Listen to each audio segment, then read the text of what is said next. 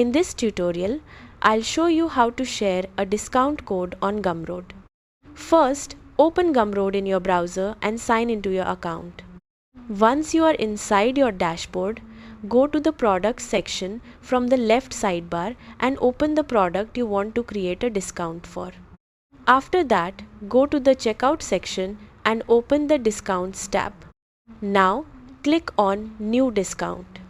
Select the product you want the discount code to apply to, then enter a name for your discount code. For example, you can use something like Black Friday or Summer Sale. You can either type the code manually or generate a random code automatically.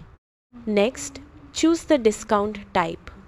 You can set it as a percentage discount like 10% or use a fixed amount discount such as $5 off.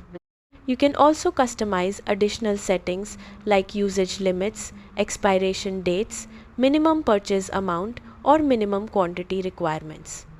Once everything looks good, click Add Discount to save it. Now your discount code is active and ready to share. To share the code, simply copy the discount code and send it to your audience through email, social media, YouTube descriptions, Discord, or anywhere you promote your products. Customers can enter the code during checkout to receive the discount automatically. You can always return to the Discounts tab later to edit, disable, or monitor your active discount codes.